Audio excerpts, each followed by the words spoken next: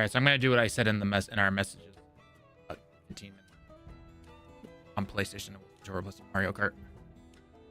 Yokes. What are you doing on PlayStation? No, it's not so much on PlayStation. It's more testing out, changing some scenes and stuff within OBS, going between PlayStation and Switch because of Switch's lower resolution and everything. So I'm just simply testing something out. Gotcha. Nothing too crazy.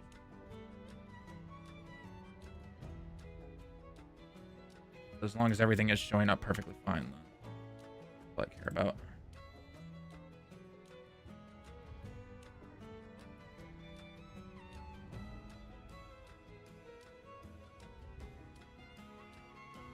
Cool.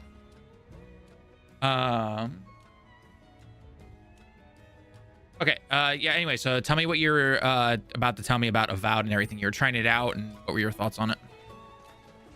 So I got it on Game Pass, so there's already like a pseudo not, I didn't pay full price for it, so there's already kind of that, lesson in my bouncing off of a game. I have no invested money into it per se.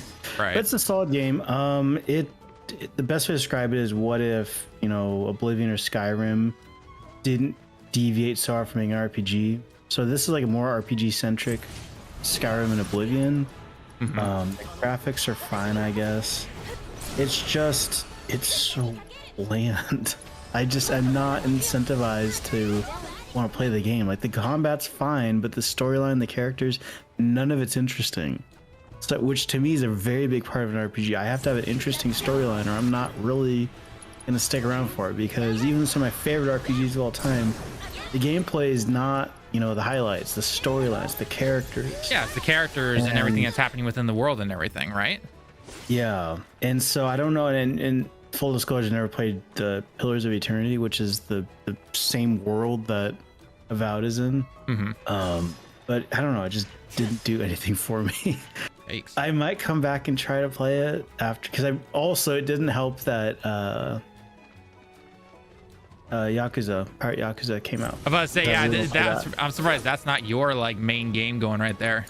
Well, the problem was I had time and to play it, to play games, and I think it was, I finished Indiana Jones on Monday or something, and Avowed came out Tuesday, and I just like to, being the person who's trying to get through his backlog as much as he can.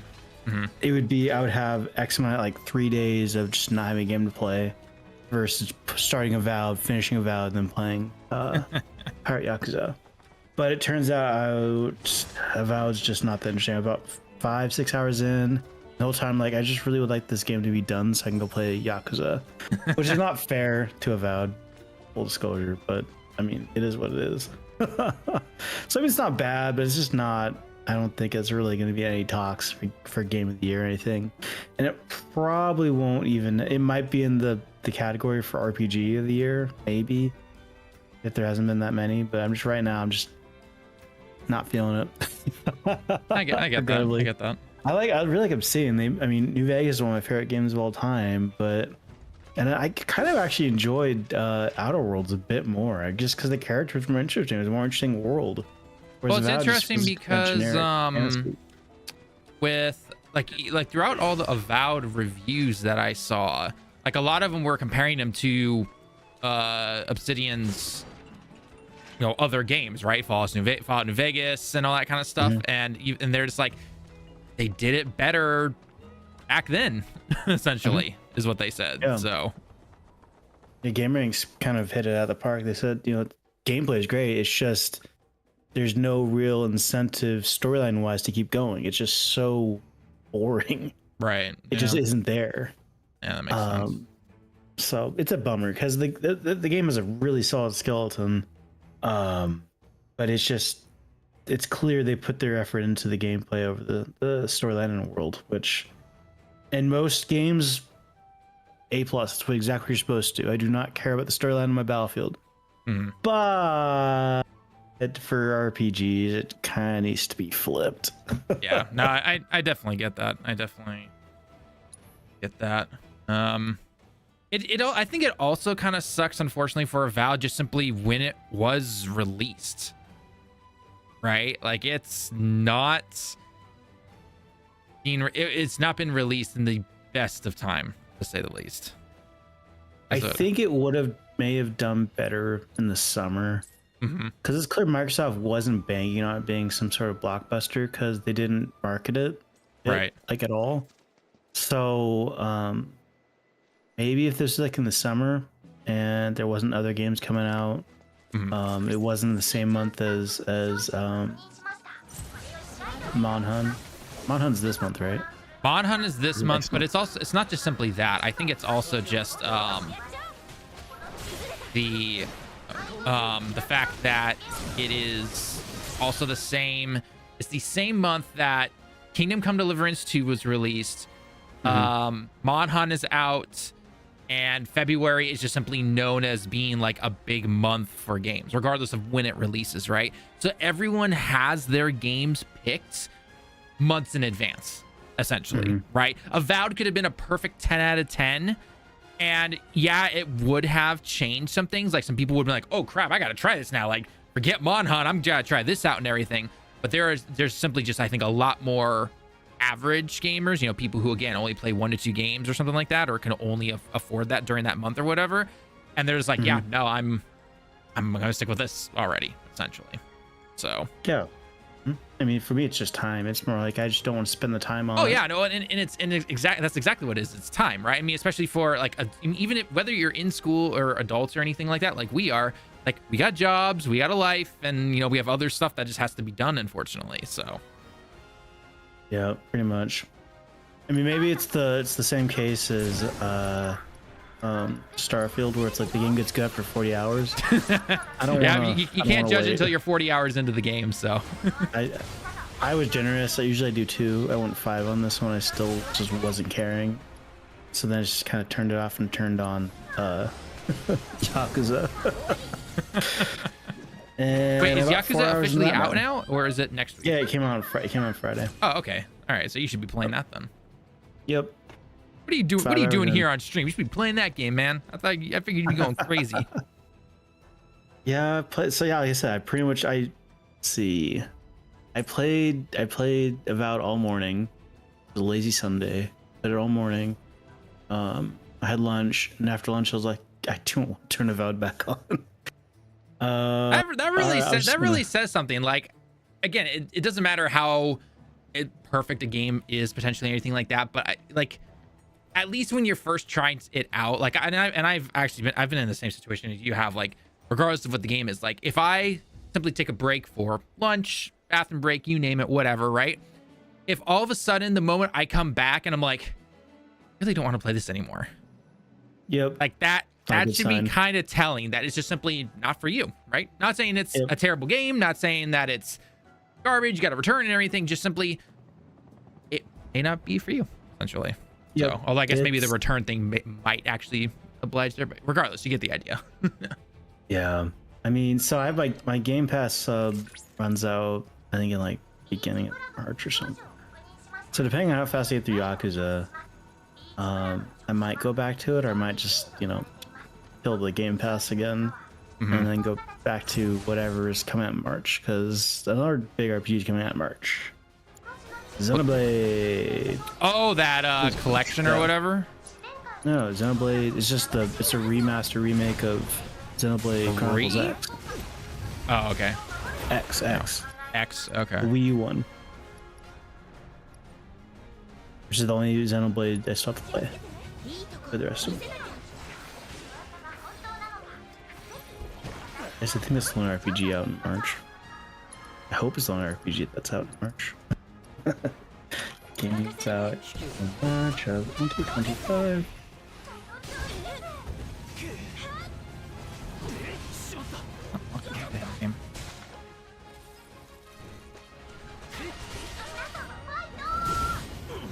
Oh yeah, Assassin's Creed Shadows also. I figured you're not getting that day one though. No, God, dog. I'm gonna wake up once when it's like $40 or even $30.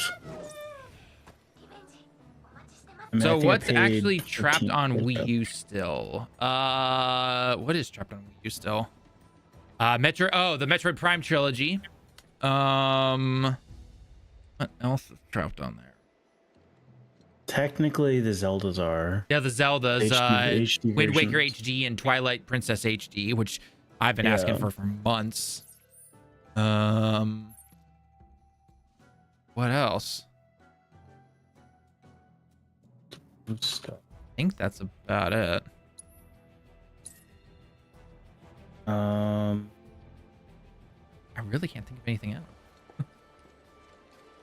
Technically, Nintendo Land, Star Fox Zero, Devil's Third, which I don't know why people give it two shits about that game. In terms of DOA. I don't even know what game that is, but okay. Yeah, no, Devil's Third was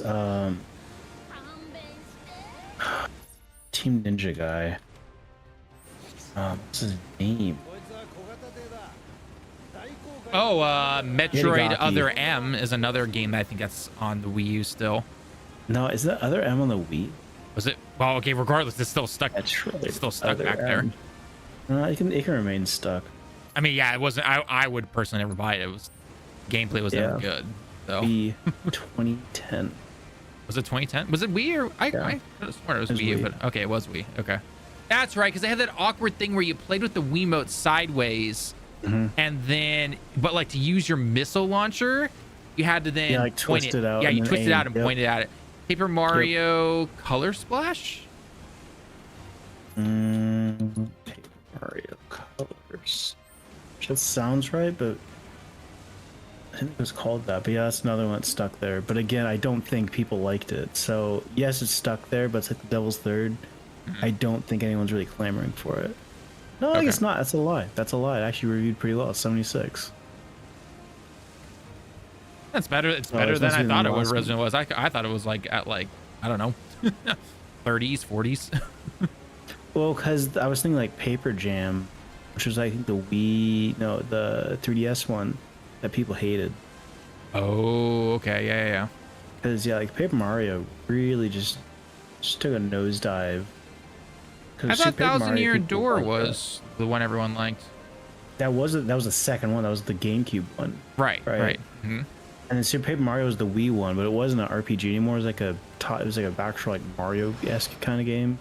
They had Sticker Star, which is a 3DS, which I think was the one that sucked. Got it. Okay. Reception. Yeah, that got I got 8s and stuff like this. And then Color Splash was good. And then Origami King, I did not like at all. I don't remember Origami King, but really okay. bad. It was a Switch game. Ah, okay. Yeah, it was the last one that came out before the remake of Thousand Year Door. Yeah, I did not like Origami King at all.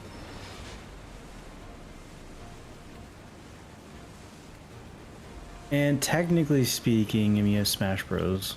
That version of it. Oh, well then, yeah, you could technically say it again about every Smash Brothers. The N64 version stuck on the N64. Melee stuck on, well, the Wii technically as well. Isn't Smash Bros. N64 on Nintendo I don't 64 think thing? so. I had to double check on the Switch store. My friend, how could you do that, Hojo? My friend, how dare you? Best character in the game. Really? Oh, but he is. I was he not is expecting funny. that one. He is funny. Fucking Hojo. He's Oh no. Well, no, you know who I'm talking about, right? Yeah. Yeah. I know exactly what you're talking about. My friend guy. Yeah. And that video actually did pretty well on our channel because I literally just put on the thumbnail. I just simply put "my friend round 2." People knew instantly what it was.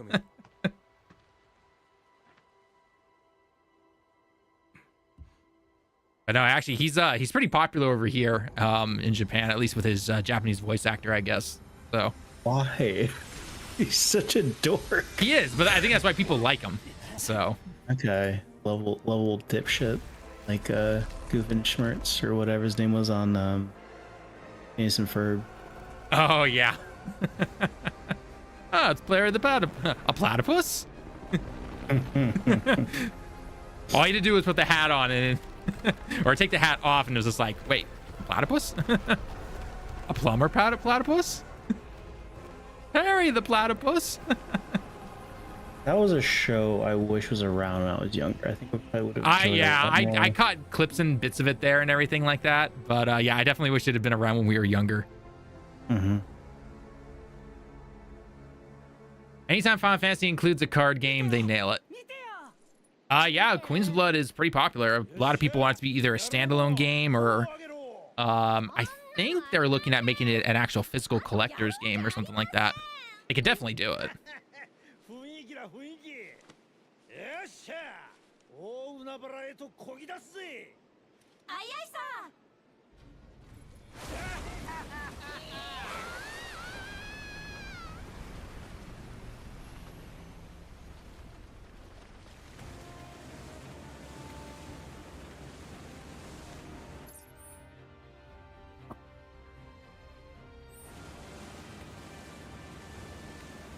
Have some FF8 triple triad cards. Well, if they did Queen's Blood with like the entire Final Fantasy just genre, then that'd probably be a good way to get people invested in particular games or the series. That actually wouldn't be a terrible idea. As long as they put like on the card somewhere like, hey, this is where it's from. So no, they don't have Smash Bros on Switch. That's what I thought. Yeah, because you have Smash Ultimate. So why would I want to play Ultimate when I can play the GOAT, the original? Come on. The original, I definitely have fond memories of the original. I don't like the original one very much. It does not hold up at all.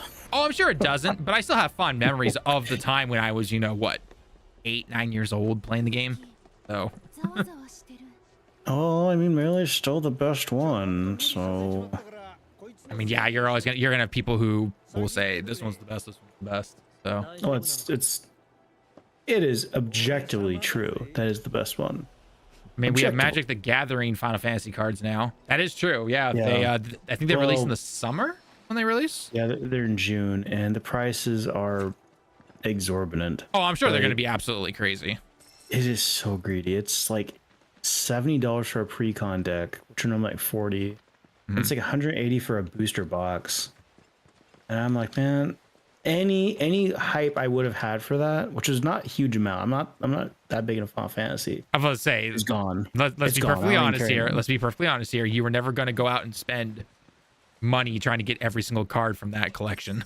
No, God, no. If the set, the booster box was around 100, 120, I would consider it. And if the Final Fantasy X pre-con was around 40, I'd probably buy it. But because that's not the case, I'm not gonna buy it.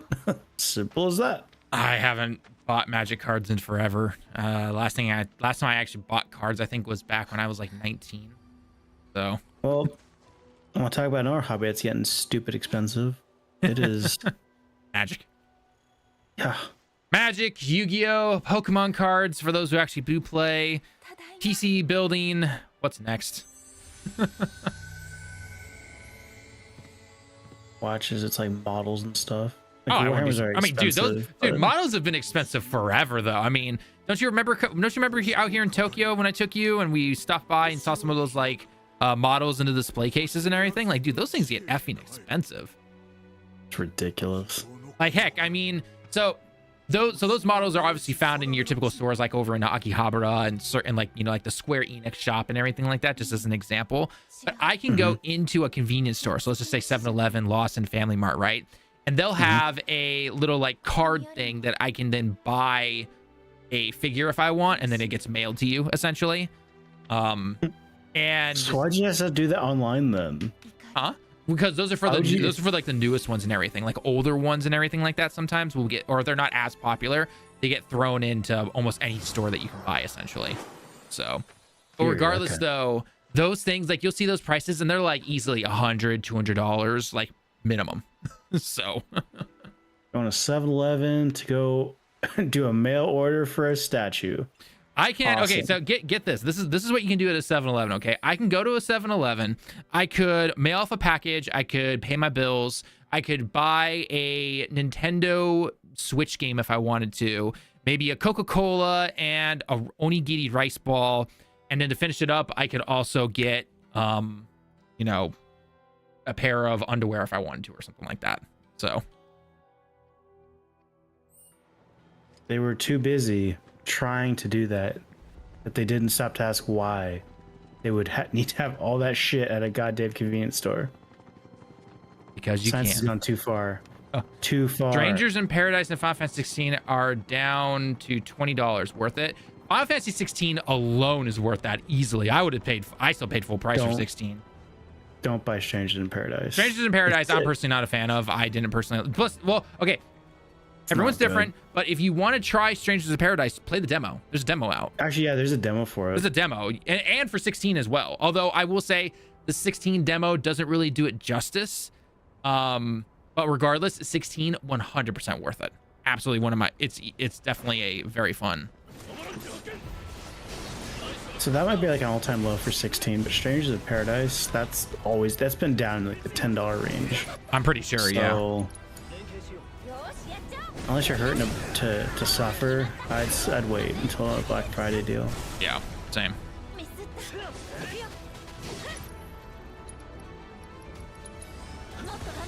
There we go. All right, got the plasma discharge going with Tifa. Ow, flamethrower's hurt. Aha! There we go. And now just let the damage roll in.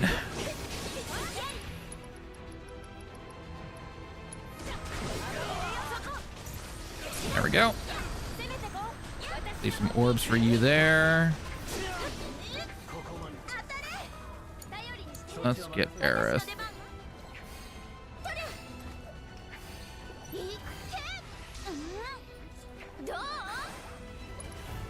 Okay, let's get some wards set up. Oh, hey, little boys. How's it going?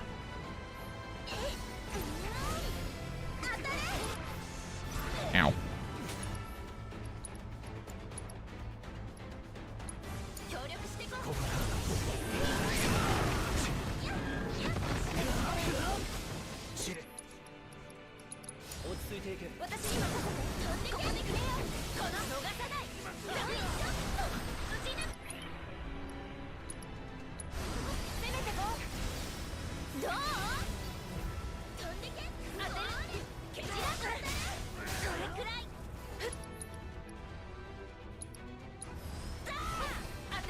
So, you well versed in all this NetEase bullshit.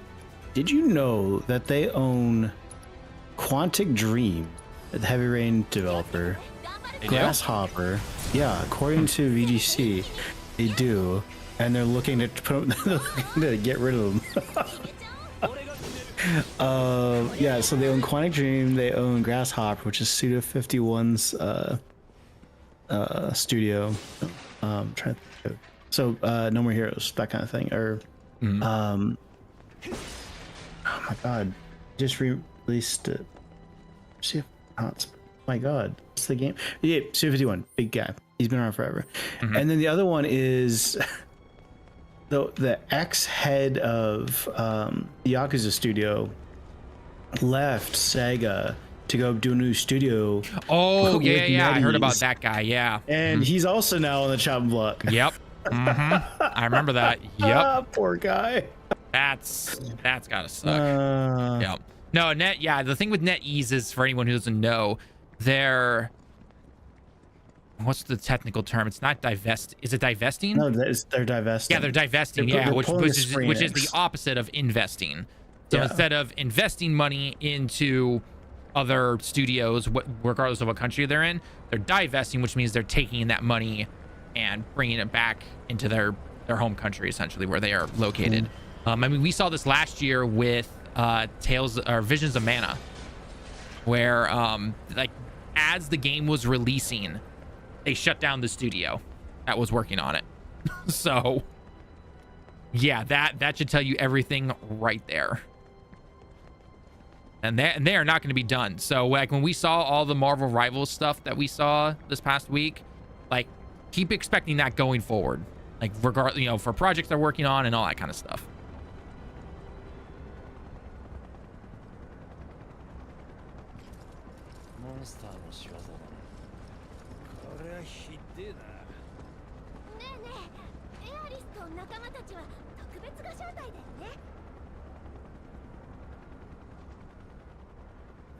World of Final Fantasy and its upgrade are $12 together on PSN. I really liked that game.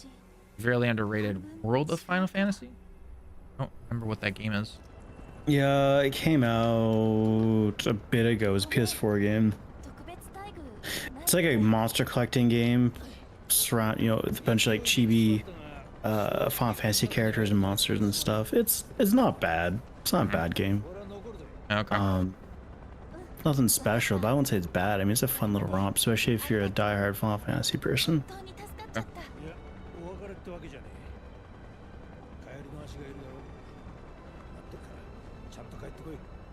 I was very impressed though with the Yakuza reviews though coming in though. Seemed to land about exactly where I expected it to. After my diatribe about Avowed, I think they're like roughly the same. No, you know what's worse? No, it's actually worse than that. I think it's 80. Avowed is 80. And Pirate Yakuza in Hawaii is 79. That's kind of chuffed. There's something wrong with that. Well, hell, like VGC gave Avowed a 4 and Yakuza a 3. I'm like, what in the hell? I mean, obviously they're probably just two different reviewers, but Jesus Christ, you guys. Well, I'll say, yeah, you always, I think that's one thing a lot of people never do is regardless of if it's a good or bad score, people need to realize that who reviews the game and also look at what they've reviewed in the past. Like I've seen some reviews where someone will give a game like an 8 out of 10, but they're known for reviewing other like sports games or just these random games that are not even close to what those are. So, my friend.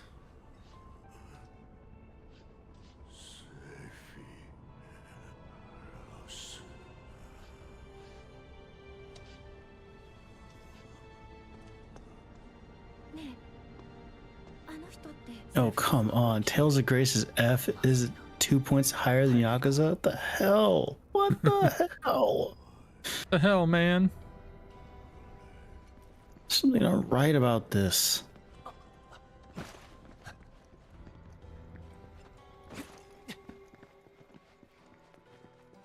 Like IGN and Sonic. What did I for like what Sonic and Shadow? The Sonic and Shadows game that came out. They probably rated it too damn high. I think they rated it a 7 out of 10 if I remember correctly. That is a solid like 3 points too damn high. It's Sonic the Hedgehog, guys. Come on now.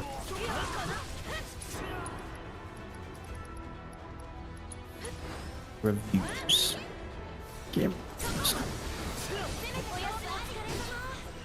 Oh yeah, IGN got it right. 8 for Yakuza and 7 for Avowed. IGN historically hates Sonic. I mean, again, it all comes down to who reviews it. And then that's what any. This is one of the few times they're right. Sonic generally sucks. It's kind of a trash franchise overall. I mean, it's basically it was Generations again with upgraded graphics and then the Shadow stuff added on. That's essentially what it was. So, and actually, I won't lie, it can be a fun couple of hours just to play Sonic Generations. But again, if you have it on PS4 or the PC or anything like that, like I think I got it on the Steam sale for like $5 or something like that. It can be fun just if you're kicking back and really not caring about stuff and you just like seeing the screen go super fast. But again, it's Sonic. So if you want to play, if you're looking for an actual like platformer or something like that, go play Mario. Yeah, go play something good. Yeah, go play Mario. Go play heck, even Astrobot or something like that. So wait, which song are we talking about? Because Sonic X Shadow Generations review is 9 on IGN. The fuck? Oh, I don't know. Whatever. I don't know what Sonic. I don't know what Sonic game he's talking about. Then I know. I'm just like, that's ridiculous. A 9. Come on now, guys. But they also gave Dragon Age, the new one, 9. They also gave. Dragon Age is that's kind of blown up in their face, hasn't it? Yeah. Well, I mean, I'll eventually probably pick it up, but like Echoes of Wisdom is not a 9 out of 10. It's not that good of a game.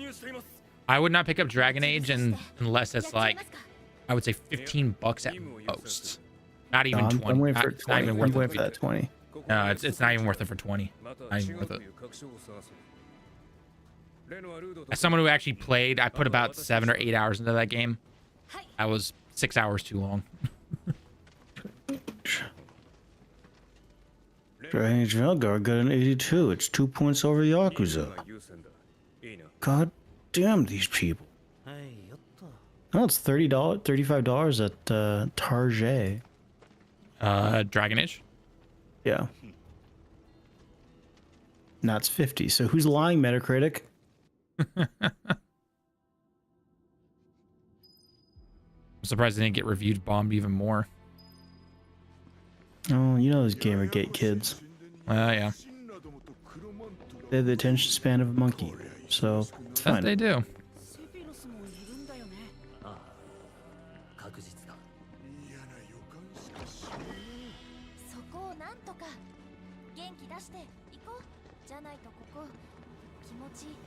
塞いじゃうからよ。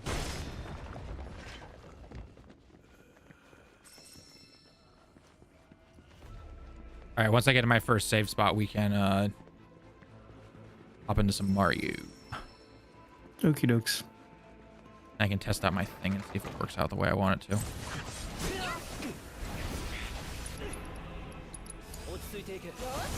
Oh, not the frogs, not the frogs. Hate the frogs.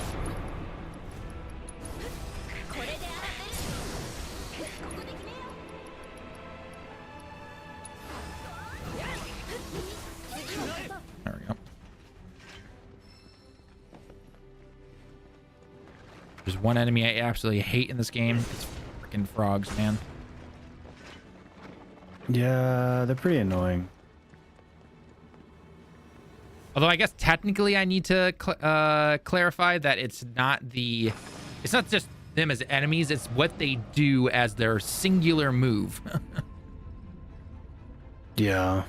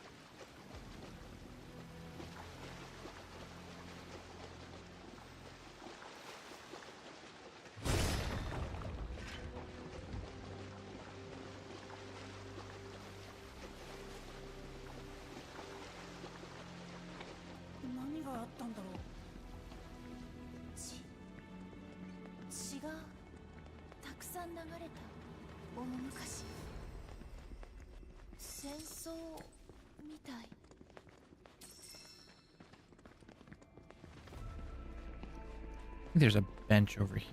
Oh, once I... Good now.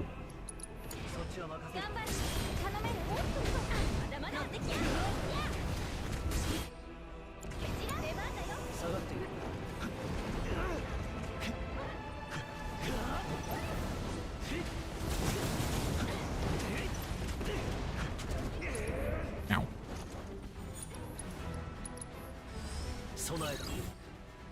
I'm not clean.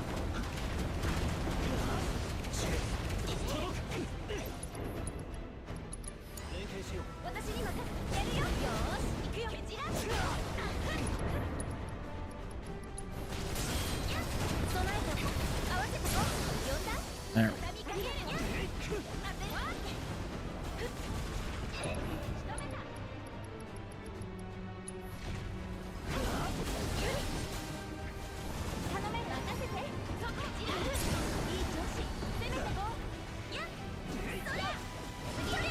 There we go. Right, bench, come to me. 'Cause I got some Mario Kart to play and I need to beat Lemon. Jeez, you have the DLC cart.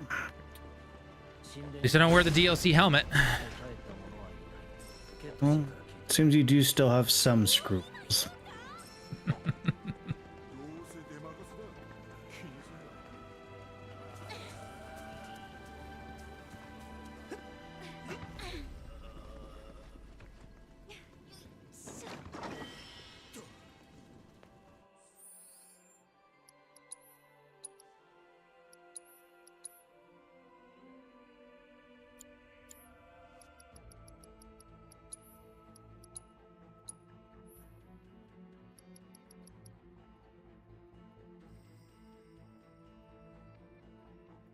Honors.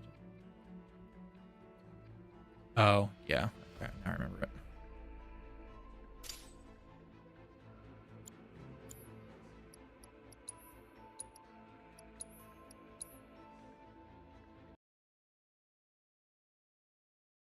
Okay.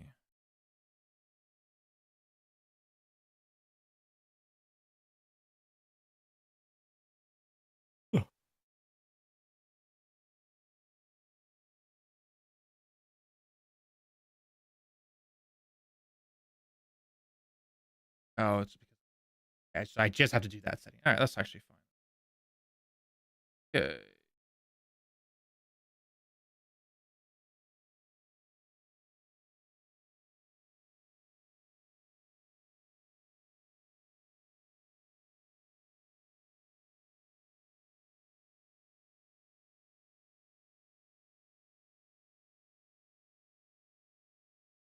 Oh, oh.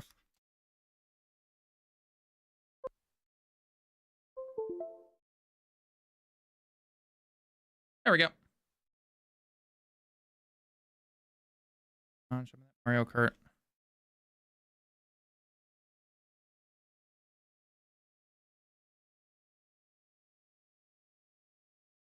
Wait. Oh no, that's what it is. I always forget which number it is. How? Just memorize this stuff, guy. I know. I don't shift. I don't shift in between. That's why I'm trying to get used to it now. So.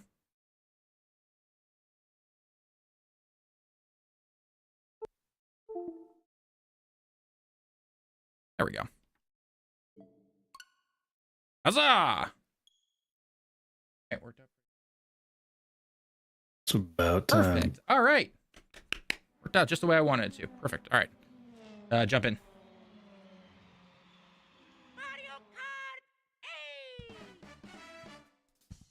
Wait, did you already join a race? No. I'm in the game right now. Oh, So, okay. Well, yeah. then. And it shows Friends Online 1, so we're not having that crappy thank God. internet thing that we had that last time. God, that was a pain in the ass. Yeah, it sucked. It's really not easy to restart a Switch. Went from game of the year to game of the last 2 generations. Yeah, pretty much. Pretty much. Yeah. We gotta get some races in here with Lemon. So, do you want me to join or you to join? Right, no. You can join. I'll be right back. It's my one bathroom break, so I know how this shit goes. Oh yeah, that's true. Yep, exactly.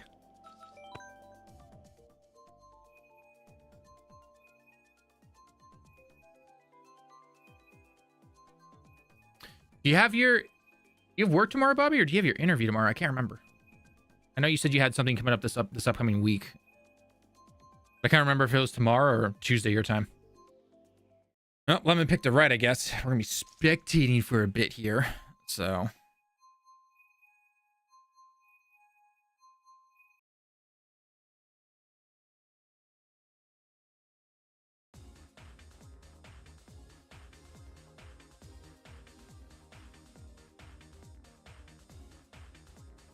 Interview Tuesday. Okay. All right. Cool. Well, I still wish you good luck if I don't talk to you by then.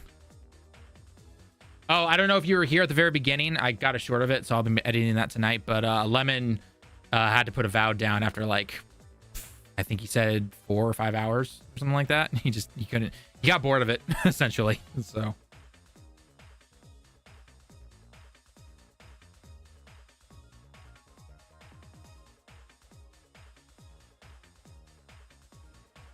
Talk to a non-profit about volunteering tomorrow, hopefully. Nice. Way to spruce up that resume and and be like, see people, I'm good.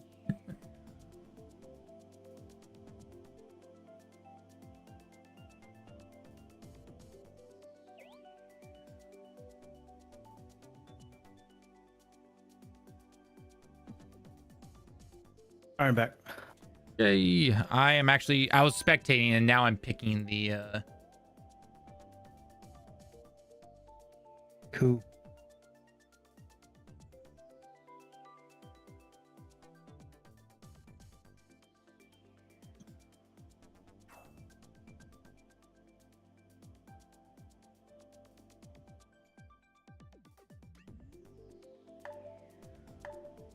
Oh man, I'm spectating. You're not surprised. Deeply surprised. Well, considering the fact man, that I was spectating and now I am actually playing, so I know I need to give it more time, but I played about half an hour and it's kind of boring. Lemon, correct me if I'm wrong. You put 4 or 5 hours into Avowed before putting it down? Yeah, 5 hours. 5 hours. Okay, yeah, that's what I thought. It doesn't get any better. Like it has a solid skeleton, but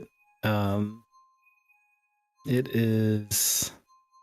You said a lot of it was like the story and just how. Yeah, it just there's nothing will grab you. The storyline is just super bland. It definitely falls in line with what I saw with other reviewers that are not journalists, essentially. So, yeah. That always. Again, it doesn't help that I really want to play Yakuza also. Well, again, it's just like we said though. When February is known for a lot of these games coming out, and then people make their choices already, it's very hard to get them to move away from that to go try out a game, regardless if it's on Game Pass or not. And you only can play Avowed on Game Pass if you have Ultimate, and we know a lot of people did not like that change. Taking day one. I mean, we know why, in terms of business and money and all that stuff. But taking off day one first party stuff from Game Pass and only putting it on Ultimate, and then increasing the price, like that's a good way to get people to A, not keep Game Pass, and B, not have people play your game. So I feel bad for the people who paid full price for Avowed. I mean, everyone on Steam did, right? Although I think it hit 17,000, I think is what it hit on Steam.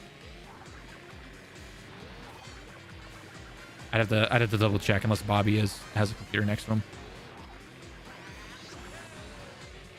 Top sell. It's currently 7.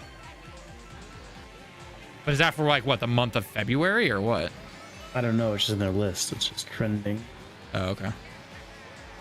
I feel like that happens with almost every with every new game that comes out. I will say though, everyone always talks about how buggy it is. I didn't see any bugs. It ran like a Unreal game, but it really wasn't too buggy. I will say though, the default, because you know how games always seem to default to quality mode, the visuals and stuff. Oh my god, it is an awful first impression, because it's just like, why does everything feel so goddamn jerky? Like it can't even hold a solid 30. It is bad. Wait, what'd you play? What'd you play it on? PC? My Series X. Oh, okay. On console. And it's funny. I have Ultimate. I could play all these games on my PC, but I never do. Oh, that's because the Xbox window client thing is trash. It's not that bad. It's bad. Like it's epic. It's not good, dude. No, it's not. It's not that bad. Calm down. All right. So it's really shitty about it though, and it reminds me of like old PC games. So I would go to change it, as you may need to restart your game for some of your features to, Something else, yeah. To work, to update themselves. And I thought, okay, cool. I'll save my game and I'll restart it. That was not a suggestion that it's gonna update when you do restart it. It is, I'm restarting your game right now. Oh jeez! So it just up and restarted the game. Restarts the game. Okay. Yeah, and it wasn't even. It was a really hard reboot, because it goes to a black screen. It sits there for a solid, like, uncomfortably long, like 10 seconds. I thought my actual console crashed. Jeez. I'm like, what's going on? Daniel, hi. How's it going? How are you doing this fine Sunday evening / Monday morning, afternoon, depending on where you are? Avowed feels like it would have been awesome if it was made in 2017. I mean, didn't you? That's literally describing I think that style of game. And people said the exact same thing about Starfield, didn't they? Like Starfield But feels there like hasn't been like a RPG like a Bethesda style RPG, lack of a better phrase, since Skyrim, really. I guess, I mean, there's Fallout 4, but that was not really any better than Skyrim. And I mean, there's Outer Worlds. okay, I'm gonna say something that I don't think will get me in trouble, but I think it will show that I really just don't care about Bethesda style games. That style of game, that hit its mark at that particular moment in time for gaming, and it has not evolved since. And people keep hoping it will because the modders are able to fix certain things, but overall, it's just. Well, no, it can evolve. It just hasn't because no one's done so. Right, and Todd's not going to. Well, he just really want to make Indiana Jones, all right?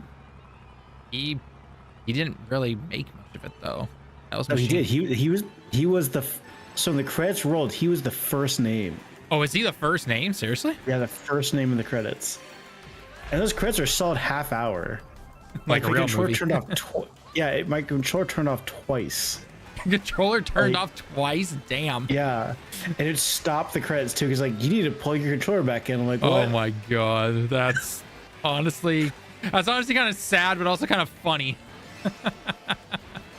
Like, I don't understand, like, my controller turns off, that's fine, don't worry about it. It's just credits. No, it stopped them. It's like, hey, put your controller back in. You gotta watch the rest of the credits. They're not interactive. You don't do anything. This isn't like the Smash Bros. Credits where you can shoot the names and stuff. Oh, Nothing's happening.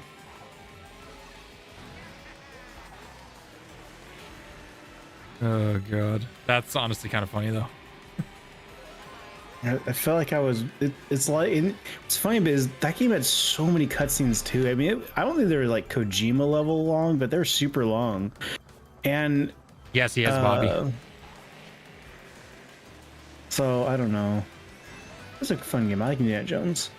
I've heard it's good. I'll probably pick it up from either PlayStation or from some kind of sale, maybe in like the fall or something. Yeah, I'm not sure I'd want to pay full price for it. But then I also was it on the shorter side, like 10 hours or something like that, which is perfectly fine. I'm all for a 10-hour game. Closer to maybe 15 or maybe even closer to 20. All right, that's not bad time. Especially if you're trying to get all. I beeline through the game. Like if you actually did all the side quests and stuff, you probably get closer to 25. Okay. I didn't because it plays like a 2007 era FPS kind of like stealth-ish game, which I wasn't about back then. I'm still not about now. But God, did I love playing Indiana Jones. Dude, that game has some serious controller issues on PC. Game. Indiana Jones. Controller issues? What? So him playing on PC, apparently there's controller issues. I don't know what. Oh, fun. Because I'm not sure I want to play that game with a keyboard and mouse. In first person though, wouldn't you want to? Or is it? I guess unless it's one of those games where it's made for controller. Well, no, I mean I would go that far, but I mean it's a first-person platform adventure almost. Like a lot of jumping and like, you don't really need a precise aim really at all. You're throwing punches, right? I mean, and for the most part, if you're firing a weapon in the game, you've done goofed. You may as well just restart. I know that's what all the reviews are saying. They're like, do not fire your weapon. I do not even really know why it's there other than just to hit a checkbox because you're gonna die. You game over. You just didn't know it yet. Game over. You're done.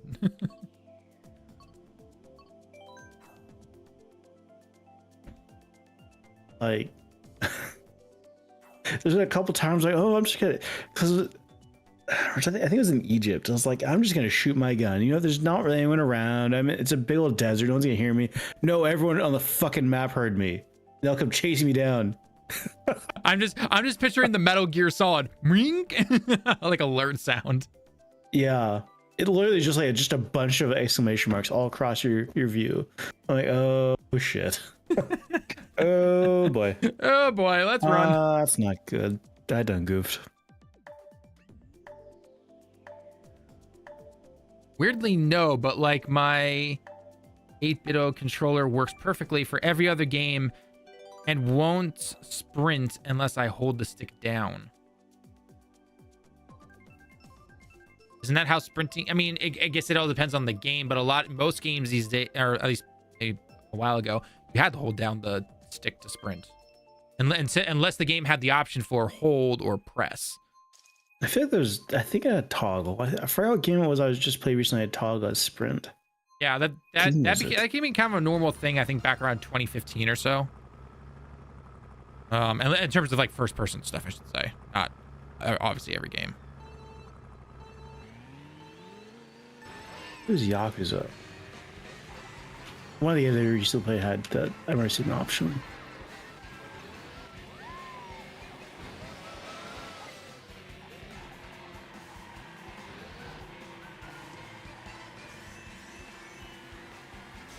I used my gun in the sewers to clear out the rooms. Otherwise, I kept it away.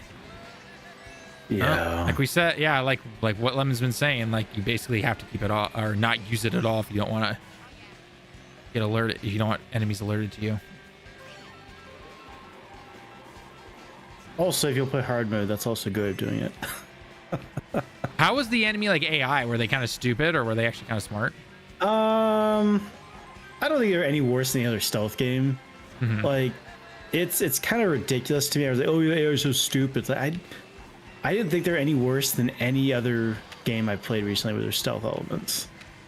I mean, maybe Plague Tale, because I bounced off that one pretty hard because I really just do not care about stealth games. Mm-hmm. To me, that was better. I mean, you can certainly cheese the AI, but like, what game can't you do that in? I would say almost any stealth game, you can always find a way to kind of cheese it like that. I will say so there's parts in the game where you have a companion, and the AI. Because I guess this part might make the AI kind of stupid, but it's more just they didn't program it in. So you can have companions, right? And they also have to walk around stealth around you. And what happens is, if like as an enemy sees them, they're just gonna ignore them. So I've seen that in games before. They're just like clipping through the Nazis and stuff, and like, oh my god, please do not alert them. And they get alerted. It's like, yes, they get alerted. Or they'll like, for some reason they'll have like one-hit KOs, like companions will. So I'll just like hide in a room and have them take care of all the enemies. So that was kind of funny.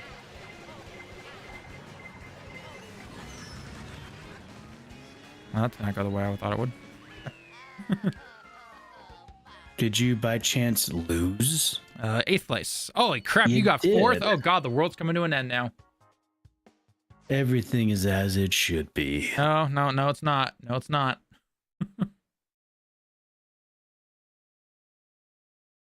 Everything is as it has been foretold. Tom's Turnpike. Not the Turnpike. Why the Turnpike game? Why? We don't need more Turnpike. We need less Turnpike. Daniel, if you happen to still be in the chat, I know I said hi to you earlier, but what games are you currently playing in 2025 for February? Although I guess we only got a week left until March. God, where's the time going? I ask myself that all the time. Also didn't help in February having like 3 family birthdays to have to remember and then go celebrate. So I'm just like, oh God, it's already done. Whew. Okay, we avoided the Turnpike. All that matters. Boo. Hey, don't blame me. Blame Anya there. No, you could have also voted. Wouldn't have mattered. Wouldn't have landed on me.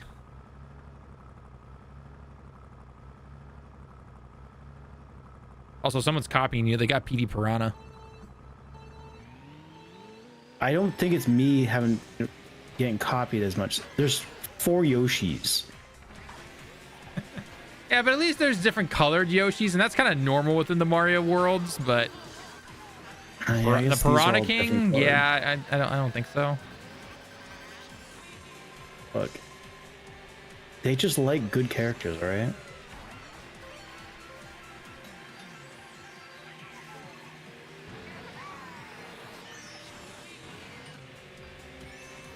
Classic Nintendo Online. It's somebody with a red shell on your screen, but they still continue to be in front of you. It's that rollback logic. Yep. And I'm sure the Switch 2's online will still be exactly the same. Why fix what ain't broken, right? Yeah, totally.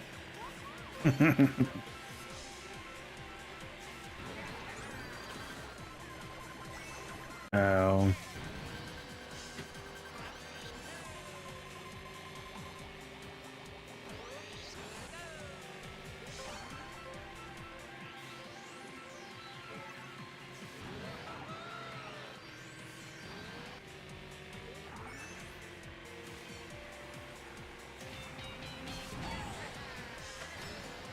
Oh, there's a lot of you behind me. These things happen.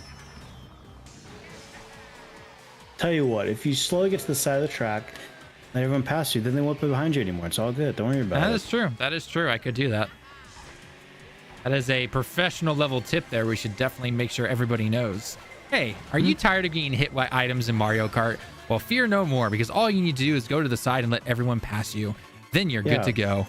Let them safely pass by you. Oh.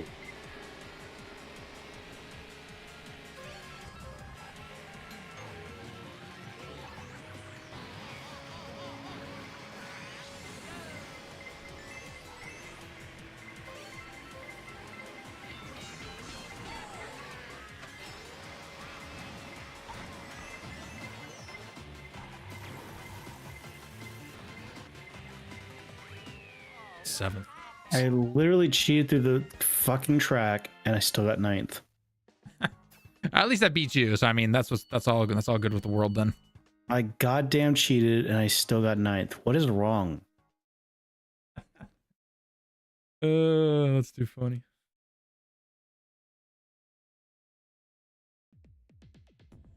Ooh, DK Mountain. This map.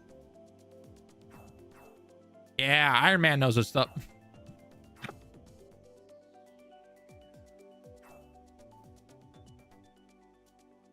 Got almost a 50-50 chance of getting it, hopefully, or maybe at least 30%.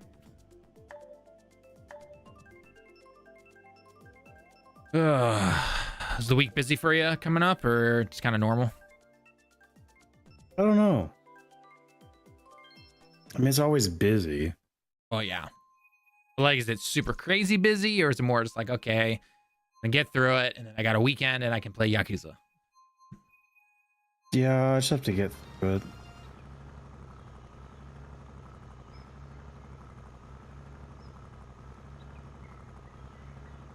I mean, last week, I think most of my nights were taken up. Like, I really didn't have late nights at work and stuff, production support. So I'm hoping it's gonna be less busy than last week, but we'll see. Helps not having to go all the way into the office, right? Well, it goes both ways though, because now they're expecting you to work all goddamn night. Though shitty for the people who do have to go to the office and they have to come home and work all night. So who knows? That is true.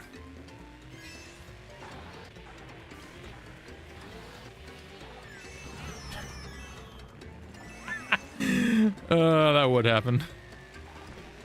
Drive off the edge? Nah, I was holding onto a bomb to kind of throw it in front of people. I was in 10th place because I got hit when I got it. And I was like, okay, I got a good angle. I should be able to hit people in front of me. And it bounced off of the bumpy road and just bounced back and hit right in front of me, and I hit myself. So These things happen. yeah, they do.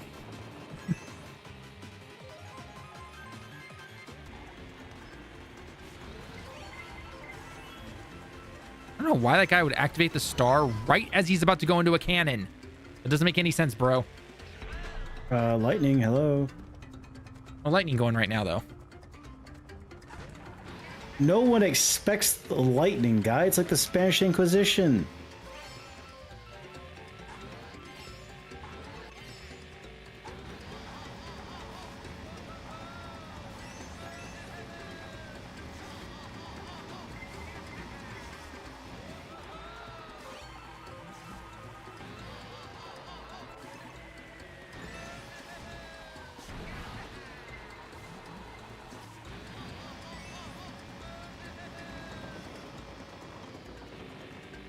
Well, this says something. We're both in 12th and 11th place. Yep.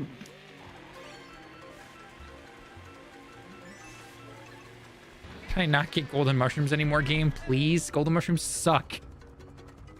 Would you rather have nothing? I mean, no, but at the same time, yeah, kinda.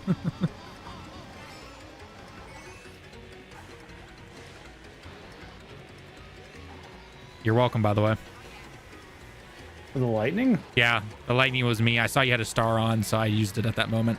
Oh, sure. That's exactly why you chose that. I'm on to your tricks, boyo.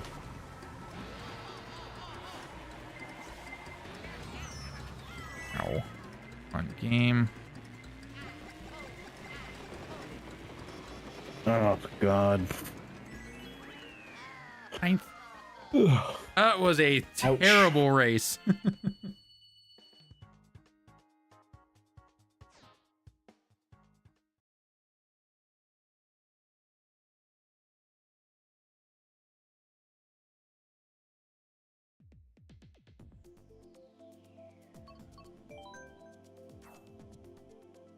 think all the tryhards are out tonight.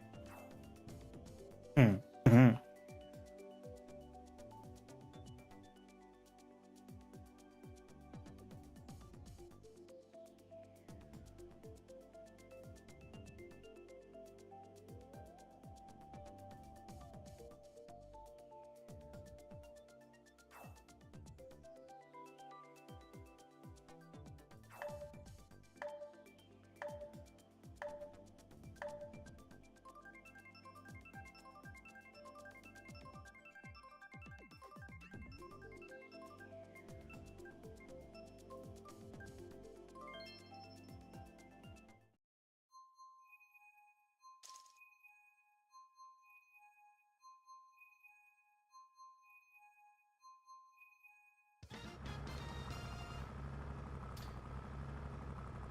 It's been a while since we've been here. Take it over the umpteenth billionth time going into, you know, the same 3 maps we always go into. I think we go this one a decent amount, but yeah, it's not as bad as the other ones. The other ones, we know just how bad it can get. Yeah. That'll be the nice thing about Mario Kart 9 or X or whatever they come out with next is, for the most part, we get to refresh our, oh God, we don't have to play here anymore. Watches the game it's gonna be like Ultimate, where it's just a bunch of the same tracks. I mean, it wouldn't surprise me. They could definitely go down the Ultimate route, but...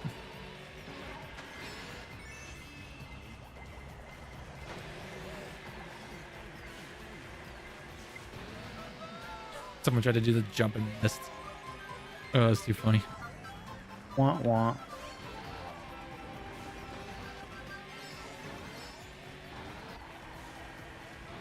That guy's got a boombox. I don't like that.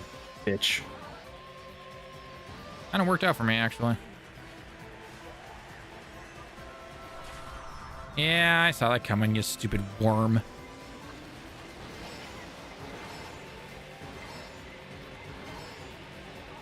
Oh, really? I went between the mushrooms? Oh, F you, game.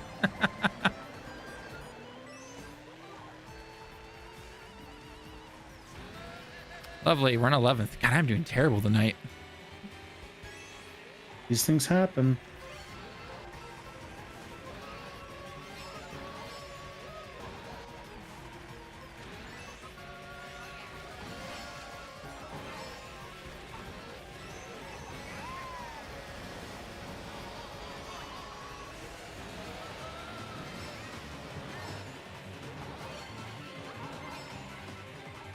And that went through the mushrooms as well. Got it. All right, that was too fast.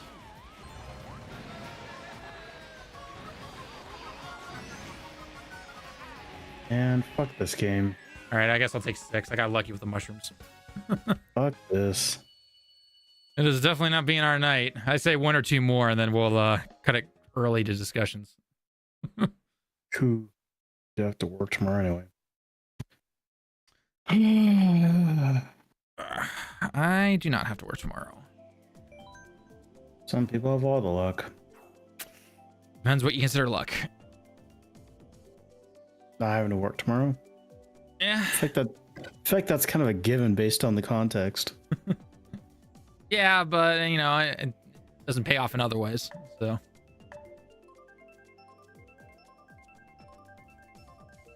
I mean, it pays off in time. Time not working. you are correct on that one. I mean, that's what all adults complain about the moment you start working full time. You're just like, time, where did it go?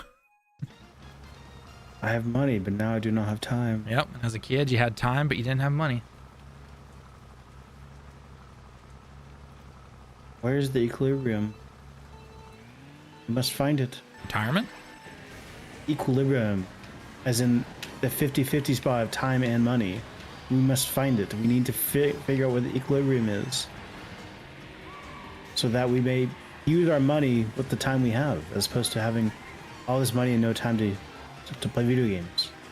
That's why I said retirement. I feel like most people are not going to be able to retire, friend.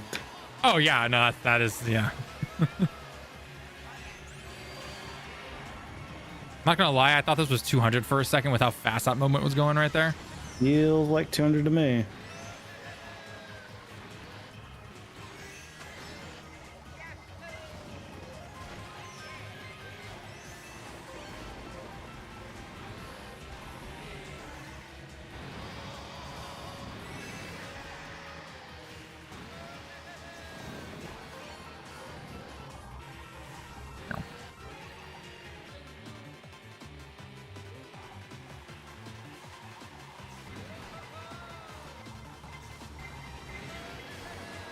Why no, the rain.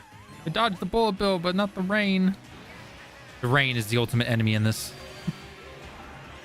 Well, the rain doesn't do anything, does it? Makes it slicker. Does it? I mean, theoretically it should. Well, yeah, I feel like it really doesn't, though. I know in 200 it does. No, it's not. It's not because of the water. It's because it's 200 and your tires just don't stop spinning. Unless you go off track, then they just stop. Turns out that's how you break Mario Kart. Just go off the track for a little bit.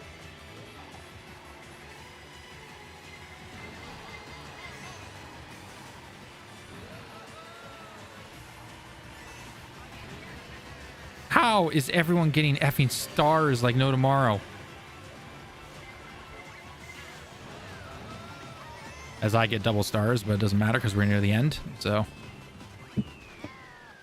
All right, I got one more in me because this is just... this is soul crushing tonight.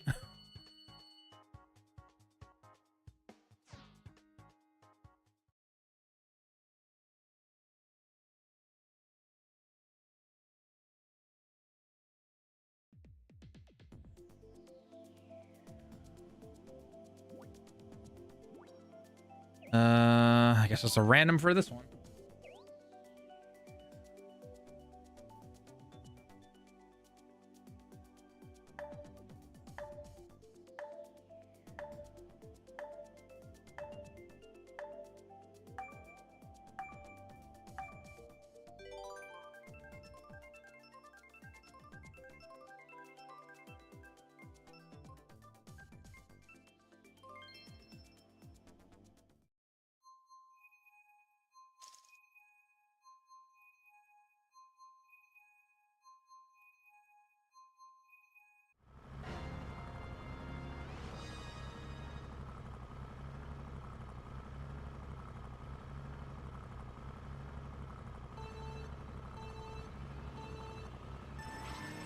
Wow, this is gonna be our last map. All right, depending on what we get next, that might have to be this one because I am not a fan of this map personally.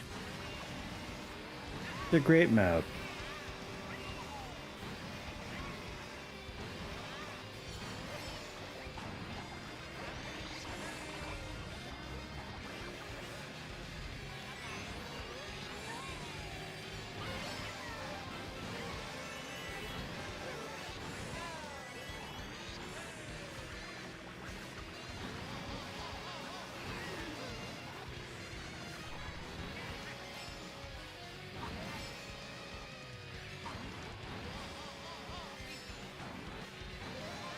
Great, I cannot get in front of this guy because he's got a red shell. If I get in front of him, he's just gonna hit me. Should get in front of him. I'm thinking no. Fortune favors the bold. A man would do it. Man up, boss. Man up, buddy. Ah, Waluigi's stealing my double item. And he has a red shell too. God damn, I can't get in front of him now. Oh, did I knock him off the edge? Oh, let's go. I did. Oh, that's way too funny.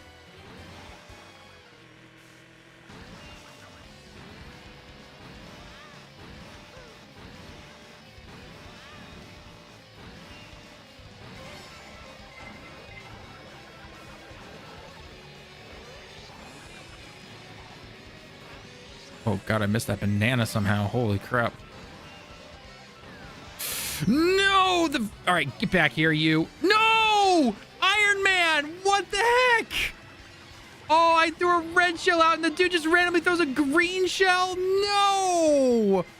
What the? Oh, and I fall off the edge. Wow, talk about flop at the last lap. What the F, game? Oh my god, you gotta be kidding me.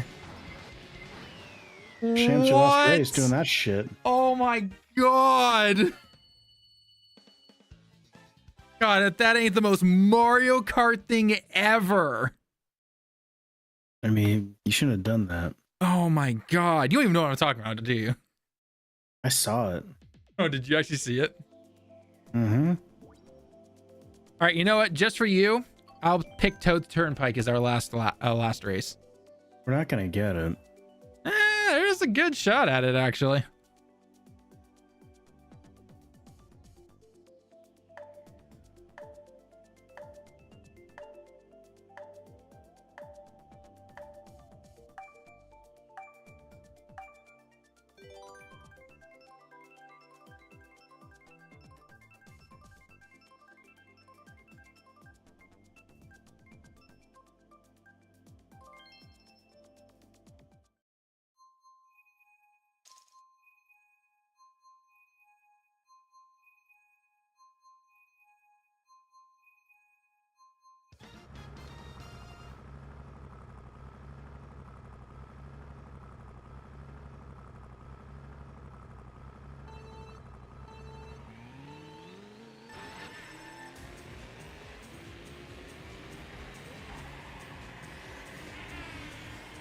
Should have played rifles.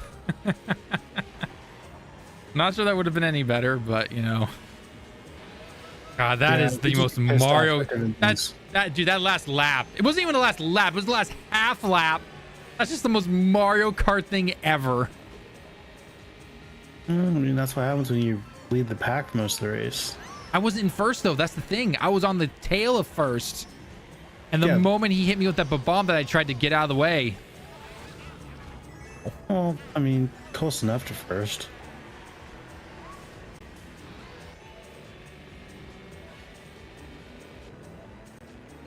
God. Don't worry, I clipped it. That's going to be a short.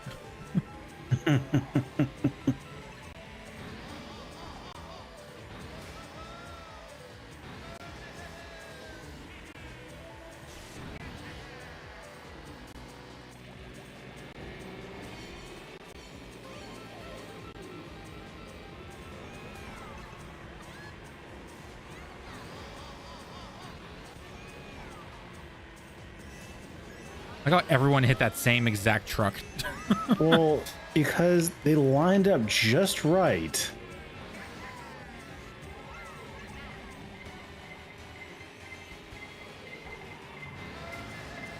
Whoa, fireballs, jeez. Halo Infinite next stream. Oh god.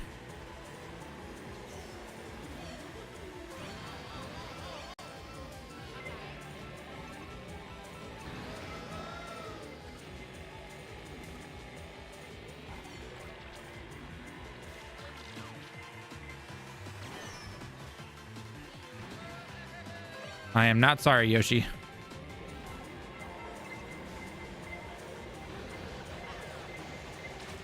Oh! Okay. Second place. I'll take it. Bullshit. Oh, there we go. I'll take that. That was undeserved. How? You I cheated. played on one of my least favorite maps. You cheated. It's undeserved. Oh, I cheated, did I? Yeah, you cheated. All right, none of these are interesting. So leave that. All right. Let me get articles popped up real quick. I don't want to keep you up too much later.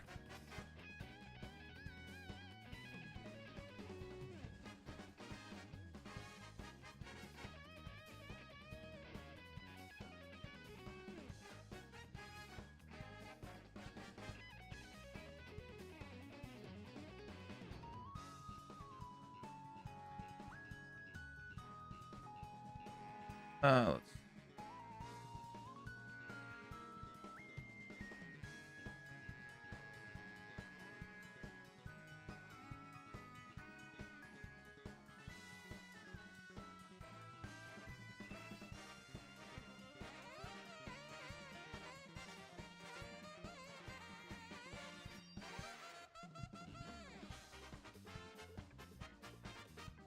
did you read up on anything when it came to Moose, M-U-S-E from Microsoft? Oh, Muse, the Muse, yeah. AI thing? Yeah. Not really. I mean, I know of it. I remember seeing articles on it. I really didn't. It's just more AI stuff. I just want to get your thoughts and opinion on it after I read part of the article. Normal stuff.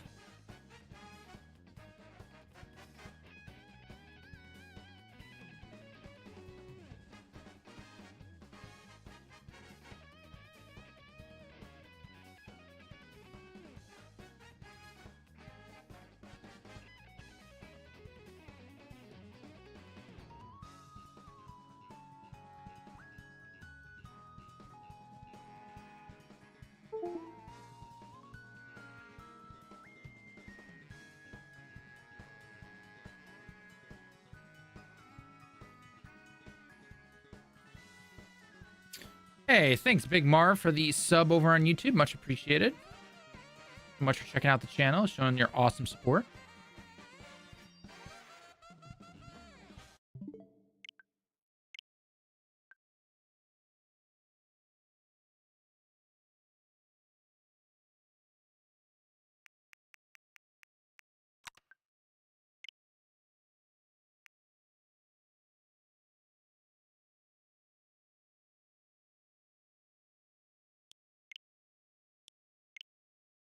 I'll turn it off. That way we don't have to deal with any more of that stuff in the... I mean, that's what worked the last 2 times it happened, so might as well. Yeah, sure.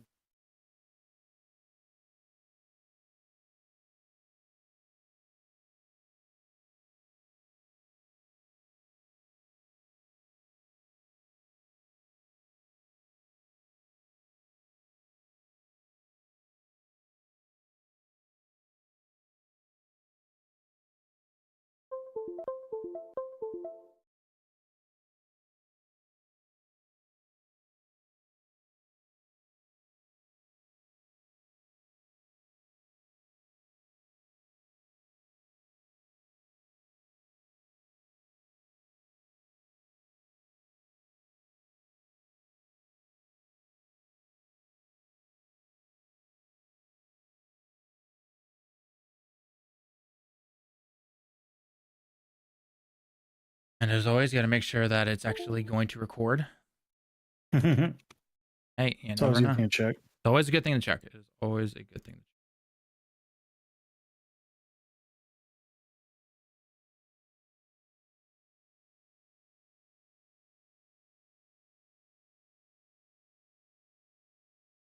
All right, it's going.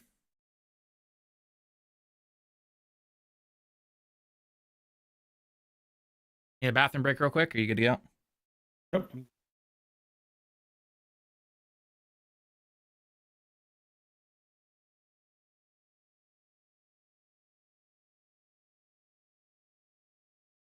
I actually have the mouse on the other end so that I can actually scroll on the article.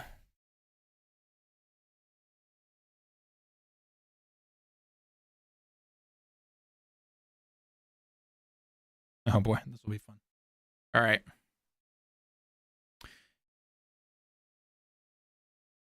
You know what we need in our gaming more and more these days, especially AI. At least that's what Xbox and Microsoft are thinking.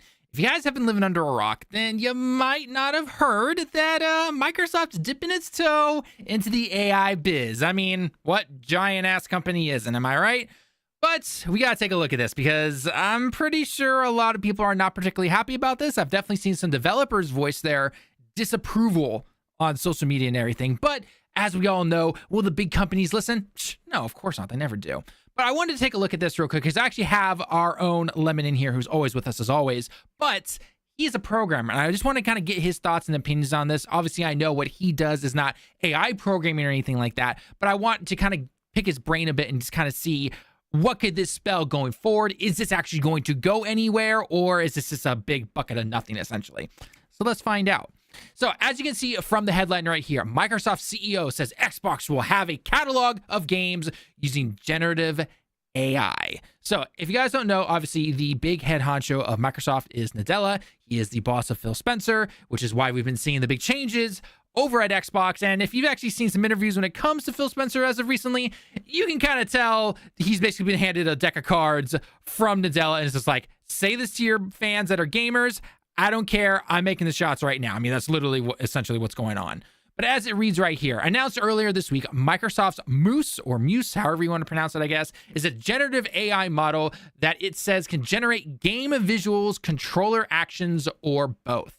In its announcement, Microsoft showed off how it could generate game visuals using training data from Ninja Theory's 2020 game Bleeding Edge.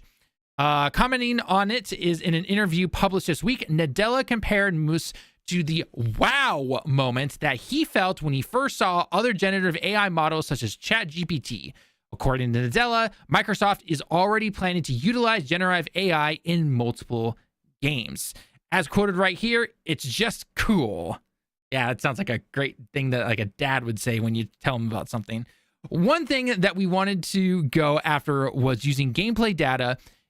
Can you actually generate games that are both consistent and then have the ability to generate the diversity of what that game represents and then are persistent to their user mods, right? So that's what this is. That's a great way to put it, I guess. And here are some actual photos, I guess, of this being used essentially. And I guess take it what you will, I guess. This actually looks good to you. It looks very generic to me personally. I mean, just some of those character models themselves are kind of yikes, to say the least, but you know, it is what it is, I guess. But just based off of that, when I initially like saw this stuff, I mean, obviously you had the giant freakouts online and everything. You had the actual, you know, general concern of like, oh God, are we really trying to now replace those who can actually make games, whether you're developers, artists, you name it, essentially. I mean, they've already been going after voice acting and art and everything for quite a while now. But Lemon, can this even go anywhere? I mean, again, I don't know how much you really truly looked into this personally per se. And I've seen some of like the clips or people talking about how like, you know, you type into AI and be like, you know, make Red Dead Redemption 3 or make this or just some, you know, insert game title here essentially. And it just looks very miff. So as a programmer yourself, do you think this is actually going to go anywhere? Do you think this has, you know, maybe potential in like 20 years? What are your raw thoughts and opinions on this? I mean, it's like any other AI generation. It's derivative, and it's unoriginal. It's going to be affect like Roblox games, right? Mm-hmm. I mean, you might be able to get away with using it for, say, art assets, since AI has been doing pretty good, you know, building out art. Again, derivative, not very interesting. Potentially illegal depending on your view of copyright laws. So I don't really expect a whole lot to come of this. I think it's a way for Microsoft to attempt to justify all the money that they're dumping into AI.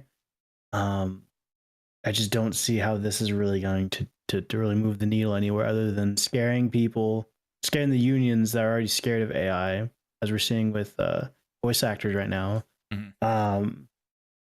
and I don't think it's going to make good games.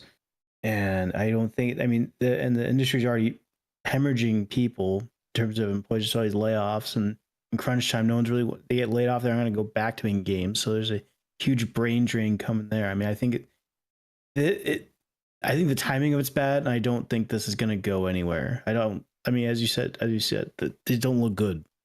Yeah. It doesn't look fun at all. Yeah. So, yeah. I mean, the generic pictures that we simply showed you here are you literally search online like Xbox AI photos or whatever you want to do. Just type it into Google, type it into Twitter, wherever you are, essentially, right?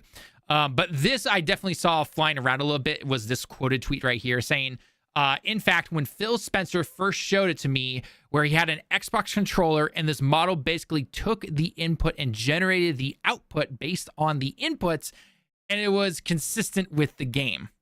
Apparently, and it's just like, that's word salad. That is word salad right there for one thing, but second, I'm just like, what?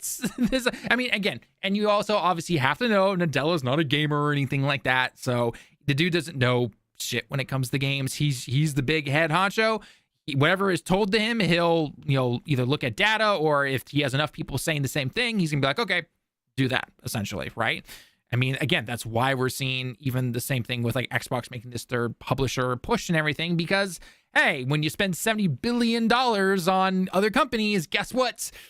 Gonna want to see some return on that investment right there. So, obviously prices go up, people are laid off, yada, yada. We've seen it beforehand. So it just, when I look at this, right, it's just, it's the typical, CEO, people ahead of the company who are just way out of, they're not even glued to reality when it comes to this type of stuff, right? Because any normal artist, developer, voice actor, you name it, when it comes to video games and everything, would tell you, no, this is a terrible idea. Why would you even consider this, right?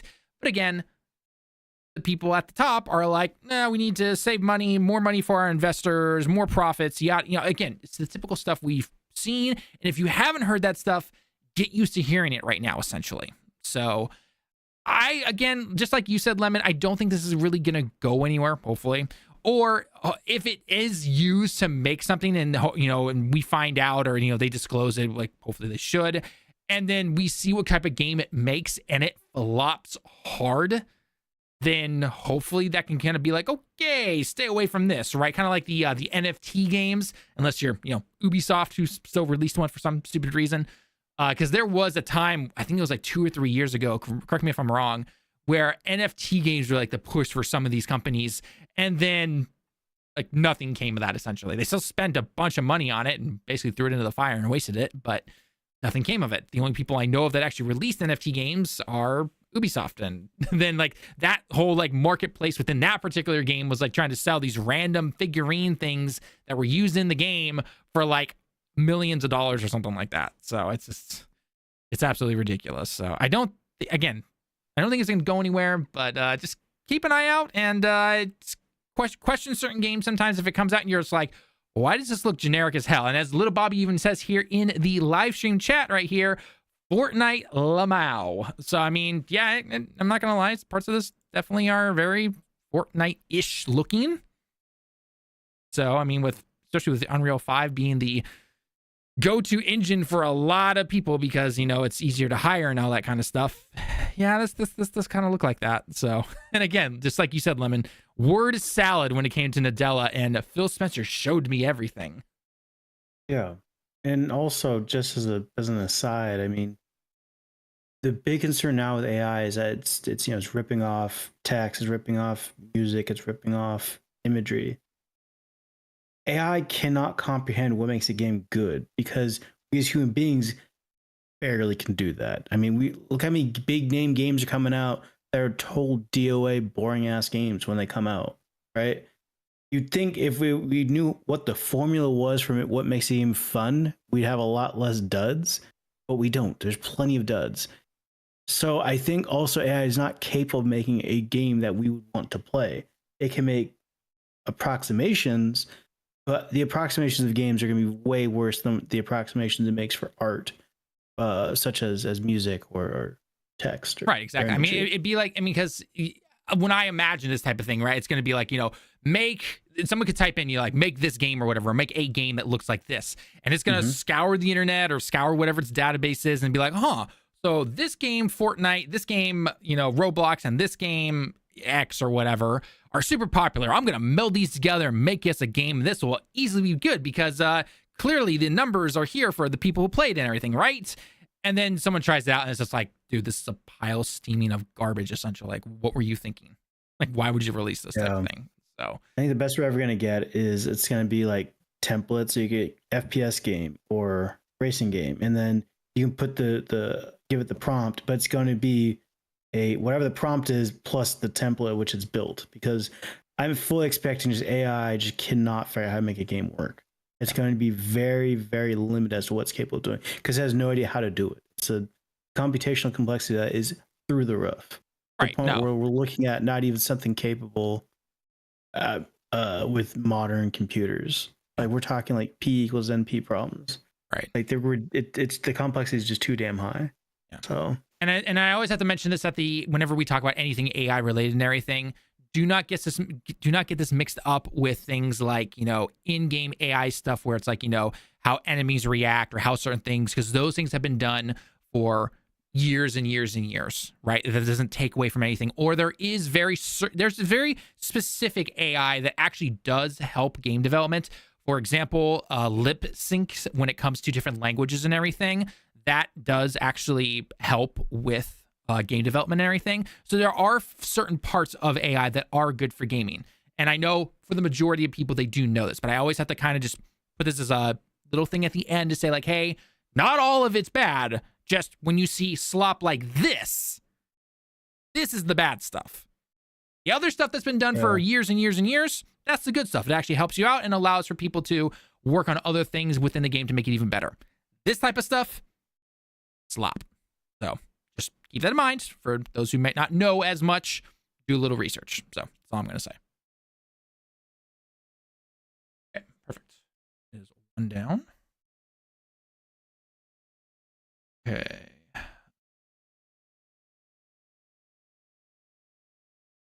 All right. This next one's gonna be a little different than what we usually do. For this one, I'm gonna name off like 3 or 4 of these kind of like headline things that were used within the last week or so, and then what I'm gonna say is, okay, for the first one, what are your thoughts on this? Do you think it? Do you agree? Do you disagree? Type of thing. Okay. Mm-hmm.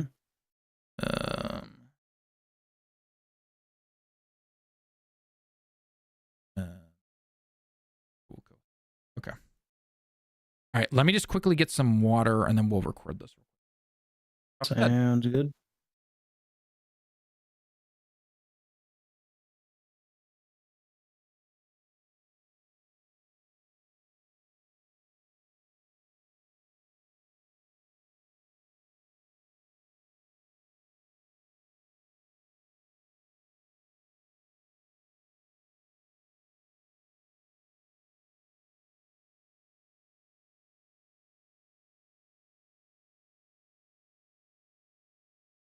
Okay.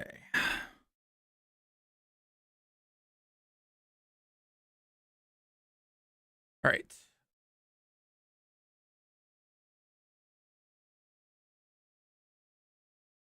The check. Always make sure it has to go through and everything. Dude, I'm going to be doing that till like I'm dead in a grave and be like, did you check real quick? Was it measure twice, cut once kind of thing? Yeah, exactly.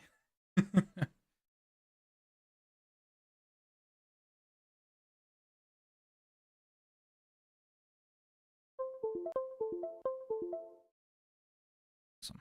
Okay. I don't want.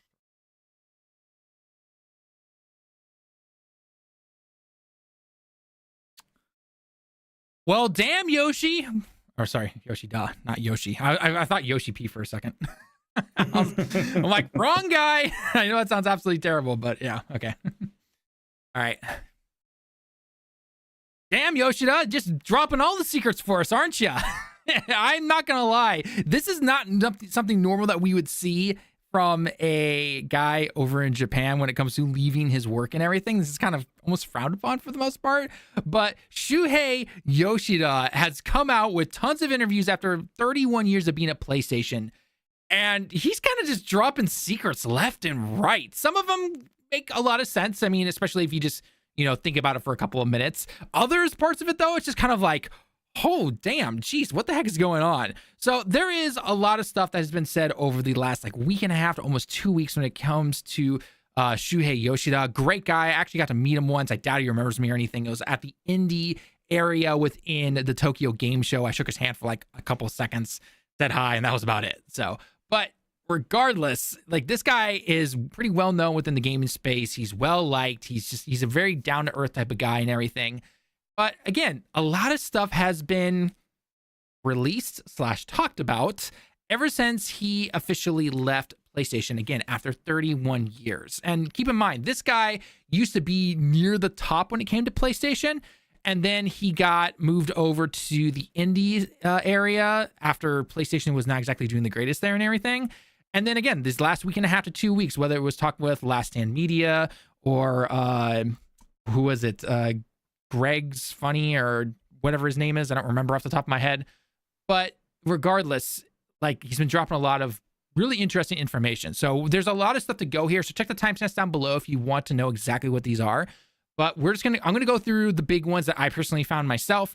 And then I want to go over each one very quickly, just bit by bit. So one of probably the most interesting ones to start off with first was that when it came to Japan studio closing, if you guys don't remember, that was closed a while ago. And then actually a good chunk of that team was then put into the team that made Astrobot, which funny enough to go on to win Game of the Year and everything like that.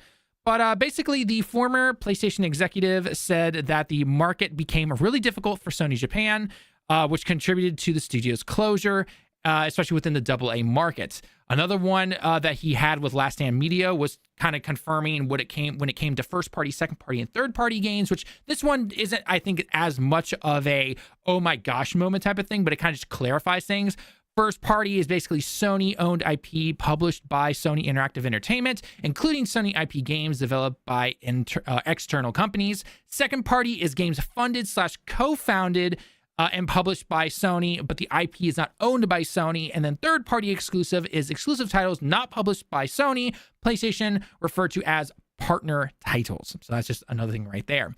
Another thing that was interesting was the fact that he actually got to play The Last of Us Online and actually thought it was great, which is the complete opposite of what we heard when it came to the rumors and everything about how Bungie came in and looked at it and said, yeah, this isn't really going to work. Where in reality, it turns out that Bungie more kind of along the lines just basically said, okay, just know this is what you're going to have to do for a live service.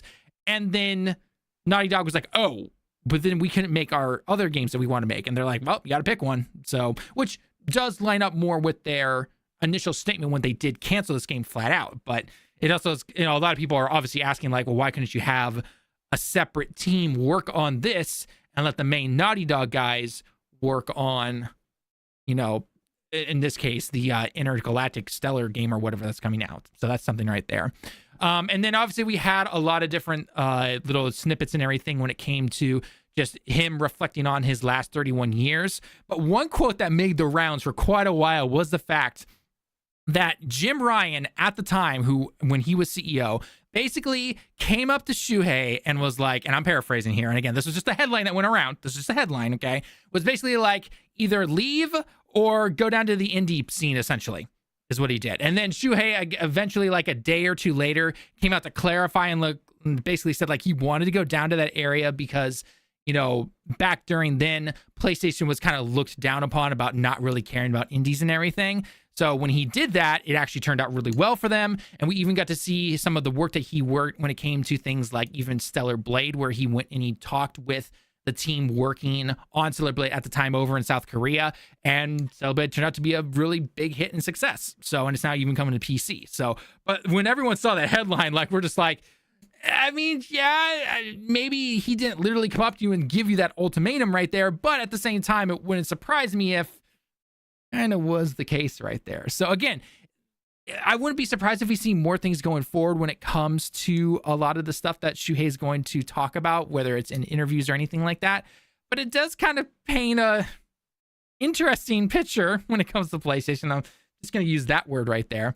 But joining me as always is our very own Lemon. Lemon, lots of stuff obviously I just talked about. I know it's kind of maybe gargling up the brain a bit there, but let's just take it bit by bit. I just want to kind of get your honest opinions on it. So the first one that I want to cover, which was the kind of the most interesting to me, because a lot of people were saying one thing on social media, but as we can see, that was not necessarily the case here. So the first one I want to go over is the whole Japan studio closed because the AA market has disappeared, according to Shuhei. And this kind of goes, we've talked about this a little bit here on the channel sometimes, where, people have said, right, where's all the AA games? Why aren't you doing this, this, and this and everything? And then when those kind of games do come out, or they are released and everything, nobody buys them. And then they, close the studios and everything. One of the quotes right here says, most of the IPs that Japan studios were in that smaller AA size group, and the market became really difficult for these type of games. For example, after Gravity Rush 2 tried to come up with a new concept, but we are not able to greenlight any of this new concepts, even though they were really interesting. And that is, I think, unfortunately, due to the low sales and everything. So again, I know you and I have talked about the whole AA scene for a while now. What are your thoughts on? Do you agree with this? Because a lot of people online were saying, no, because you're not marketing it properly. You're not doing this, this, and this. But people still don't buy the games, even later down the road, essentially. So do you think he's off base here? Do you think he's right? What are your thoughts on this, for this particular category? So AA games, I feel like were kind of in my mind, two big reasons why they kind of disappeared as the industry, not just Sony, but as an industry, why they kind of disappeared. And the first one was indie games just popped off. I think with Braid on the 360 really kind of showed people, hey, you can have smaller games made by smaller studios that blow up in size, but also are able to be, released on these consoles. And I think that really kind of, kickstarted the whole indie game scene. And that kind of filled the same niche that AA games sort of did. Right. And the other thing, I think the other issue is just the cost of games, even back in that era, as you get into a PS3 and a PS4, there is a base, line where how much a game costs. You really can't go a whole lot below. And I think with AA games, the I guess the cutoff in which, how worth it is it for them to make these games versus either pushing them to indie or pushing them to AAA, I think was pretty narrow. So indie games got, bigger and bigger and bigger, and AAA games got bigger and bigger. But in terms of budgeting, I don't think AA really made sense anymore. The profit margins were just too slim for it to be worth their time, which of course led to Ape Escape not getting any more games. I think if we want AA games to come back, and I think indie games are kind of filling that AA space pretty well, like the bigger indie games like your Hades and stuff. I think it's kind of AA in my mind at this point. Right. So I think that's kind of where it should be at. I think Sony should have like an indie section of their company for all these crazy ideas. I think that would probably do them work. Just because indie games like Blatro, there's no way that game costs that much to make, but it's selling like gangbusters. You're telling me Sony couldn't get some rookie devs out of school, throw them like, hey, just have a game jam, see some cool ideas, make them small teams, and then throw them out the door. Like that seems like a good idea, and I don't know why you don't see that more often. I think Nintendo at this point is probably the only company that's really pushing any innovation like that. I think Sony and Microsoft I don't really know if Microsoft would care about that anymore, but Sony could potentially do that. And then they could, like we saw with Astrobot, these games pop off, they get really big. Maybe then they can get bigger and bigger and bigger budgets for their sequels.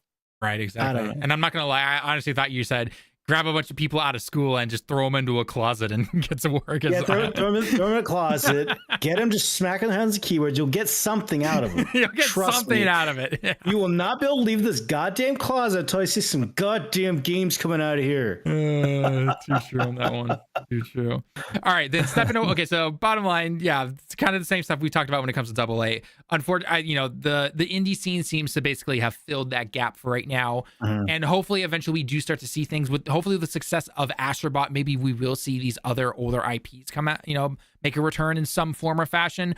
Whether it's again they hire a small team like you just mentioned, and they give them the IP to Ape Escape or something like that, right? And just make it small. And if it does well, then that is your chance right there, gamers, to vote with your wallets. So, hopefully we get to see something like that.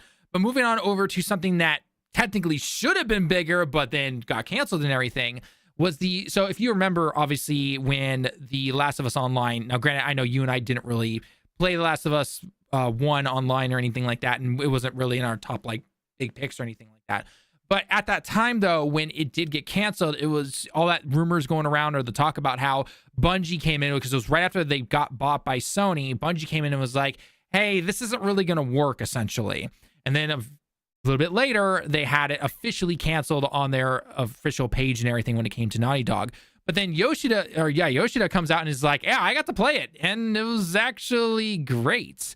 But then we found out a little bit more details, essentially saying that, yeah, it was good, but when the team found out that they'd have to be working on just that and not be able to work on other games, they're like, oh, yeah, we want to be able to make this. There's even a quote here saying, the idea for The Last of Us Online came from Naughty Dog, and they really wanted to make it. But Bungie explained to them what it takes to make a live service game. And Naughty Dog realized, oops, we can't do that. If we do, we can't make Intergalactic the Herald profits. So that was a lack of foresight.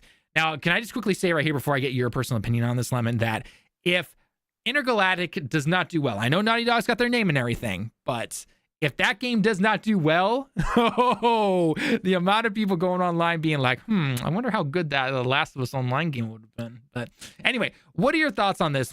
Going back to when we initially heard that it sounded like Bungie was the one standing in the way of this game coming out, and then they eventually canceled it. Granted, they did say themselves, Naughty Dog, that they did not want to, or they wanted to work on other games, and only working on this was not going to allow that.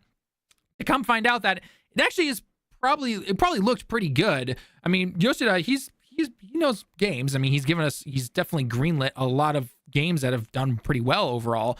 But Naughty Dog still said no. They didn't even try to hire a separate team to work on it after getting it released. So what are your thoughts there? I mean, you kind of hit the nail on the head. I was about to say the exact thing you just said. There's zero reason why Sony couldn't have had their usual or any developer in this case, have their groundswell of employees working on a game. When it ships, they reduce the headcount. That's kind of what you do with any project, games or otherwise. I have zero idea as to why they wouldn't do this well when the game gets released, or at least 1.0, and then ship it to a different company. Give it to a support company or something. Give it a Blue Point. You have all these other teams that could have been working on it. They said, no, let's cancel it instead. So that's literally just lost money at that point, right? Seemed like such a fumble to me as to why they didn't at least keep going with it. If the story's true that Bungie's like, yeah, it's going to kind of take over your whole studio, you'd think, maybe the studio heads at Naughty Dog would be like, oh, we don't want that. We want to keep making our own games. They would then let that one go up the chain, and the higher ups at Sony would hear that, oh, okay, well, maybe we can pivot a chunk of the team working on it into making a new studio to support this game, right? This seems like an absolute blunder upon management at Sony, which we've been seeing them doing nothing but L's for the last 5 years. I mean, at this point, we're in Ken Kutaragi levels of ego, and we're seeing them tumble so much harder than they did with the PS3 launch. Like, this is ridiculous. If Microsoft wasn't fucking around, this would be devastating. Absolutely devastating. Yeah. So I'm so sure. I think this is an absolute fumble. I think we should have seen this game come out, and we didn't because someone done goofed. And this can actually lead into the final bit here, but part of me kind of imagines that the reason they didn't do that is maybe because Jim Ryan was just like, I already approved all this money to get you making this game. I'm not going to hire another team, even though they spent millions of dollars on Concord. But, again, we've beaten Concord to death at this point. But it basically tells me that management or whoever was at the higher end, if it was at Naughty Dog management levels, was saying, no, only we can work on Naughty Dog games, or it was even a higher management within PlayStation saying, no, we don't have the money to do that. And so it was like, either work on this or cancel it, essentially, is what I'm hearing when it comes to this type of stuff. But again, that kind of shows, again, that we've talked about this a couple of times as well, that the management, when it came to what Jim Ryan was trying to do, and even though he technically retired, I have a feeling he was probably like, go due to Sony. Also goes into the fact of what Shuhei was talking about, or where he made that comment. And again, part of it was obviously made for titles and everything, to clickbait and get people to click on it and everything. Where he was basically said, yeah, go down to the indie or sayonara, essentially.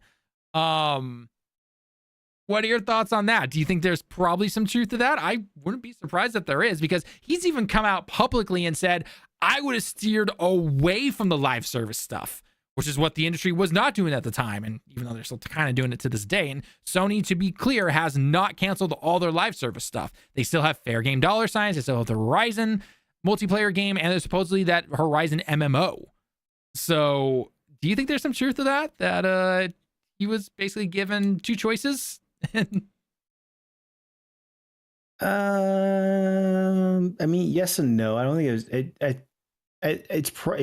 it likely was not that blunt. It's likely a lot more nuanced than that, and it just kind of at the end of the day shakes down as that. And what year did it say? It was 2019, I think the article said. Yes, roughly when this happened. So this was right around the time when the absolute gold mine of live service games is really coming off, and it's really easy to blame Jim Ryan, but at the same time, I mean, his whole job is to make sure the graph is green. As long as line goes up, everything's hunky-dory. Well, who are those people who are demanding that of him? It's the board and it's the shareholders. So I think Jim Ryan, despite being the villain at this point, I mean, I think his hands are kind of tied. He had to do a hard shift of the company to appease the shareholders. Why? We're just talking about AI. Why are these companies doing all this hard push of AI? Same reason. You have to appease the shareholders. And so maybe Yoshida didn't like the idea of live services. Internally was pushing back against it. Oh, well, seems like you're not a team player. Maybe you should, become a team player. We only need team players on our team. So kind of getting pushed out the door. And Yoshida maybe was given that as out of go back to indie. You can go there, looking backwards, not looking forward at live service games. Yeah. So that's my guess. Yeah, I mean, yeah, like, hopefully I said that enough already where it's like, obviously it was not that blunt. He didn't push him against the wall with a hand, by his head and go, indie or out. Take your pick. 5 seconds, obviously. All right. But like sure, you but said, I mean, that's what everyone's been going with. I mean, headlines. Right. People only read the two. It's headlines. Yeah, it's typical headlines. Yeah, exactly. But again, in the end, like you said perfectly, is that Jim, have your thoughts on him and everything. That was his job. Make line go up, make line green, essentially, right? Appease his shareholders. And we saw that the path he took worked for a little bit, although I would probably argue that more of it was just simply, the end of the PlayStation 4 era was still doing so well that it looked like he was doing good at first. But in reality, everything that he's done is just all this live service stuff. And then it's just like, now you have the new CEO and the new CEO or COO and everything coming in and being like, what the F, bro? What's going on here? Like, why are our margins only this percent when it needs to be this percent, essentially? And it's like, you've got two choices: get fired or leave on your own accord. And he's like, I'm out. Mm-hmm. So, I mean, we even saw that with Herman, where he technically got demoted. So, yeah, I'm sure same exact case. Yeah. It was they came in, saw that just isn't working, and you can, leave the company or you can take a demotion. Yeah, pretty much. It's just it is a little, it's obviously sad to see Shuhei go. I mean, the dude, again, he did so much for not only the indie scene but getting smaller teams working with PlayStation to then get us to then see other games. Again, the most popular one or the most well-known one would be something like Stellar Blade. And, again, if you stay away from the online craziness that is that game, it's actually a solid game, right? It's got good combat and everything. The story is kind of but it's a good combat game, got good visuals, all that kind of stuff. So, but regardless, though, it will be interesting to see going forward, though, if Shuhei here does give us more, inside looks into how things were done. I mean, the dude has 30 plus years of working within the industry. He's got some knowledge, so we'll have to wait and see what's going to happen. Does he get picked up? Does he officially just go into retirement forever after a while? Or, does he work somewhere else? It's hard to say. I mean, he's not old or anything, but he's definitely not in his 20s or anything. So we'll have to see how it goes and everything like that. So canceling equals tax write-off. I mean, you are absolutely correct on that one, Bobby. You are absolutely correct. So, but it still sucks. There's better, there have all kinds of tax write-offs. There's no way that canceling there, because it really doesn't make a bomb on their bottom line. The tax write-off part, I'm sure they find other things to fuck around with. I mean, Yeah. I'm just a little bummed at what could have been. It seems like a really shitty reason. I'm sure there's probably a better reason that actually happened, because this one seems kind of weak sauce. Well, again, it kind of tells me that they did not. Somewhere within the management, they were basically either like, no, only Naughty Dog can do it, or we're not going to spend more money on this to get this out the door or keep this afloat, essentially. Even though, again, at that time, you had Bungie already, so you should know that, oh, okay, we do need some kind of team to continue to work on it over time, which, I don't know, maybe it's because I don't work on just one solo game and everything, but shouldn't that kind of be common knowledge when it comes to making a live service game? Again, I know with the way the industry is and everything like that, but yeah. So again, we'll probably never know completely 100%, but again, yeah, Bobby, you're absolutely correct. Same reason Concord was refunded and completely stopped. Yeah. A lot of it also is infrastructure costs, and if they don't think they can make enough money, then they're going to cancel it. But then a lot of people are going to be like, how the F did Concord get out the door then? So, yeah. And I mean, I'm confident in saying that I think The Last of Us Online would at least have done better than Concord, but that is a very low bar. So, yeah. Unfortunately, it's just one of those things. We'll never really know, but maybe we will in like 20 years or something like that. So. A tell all.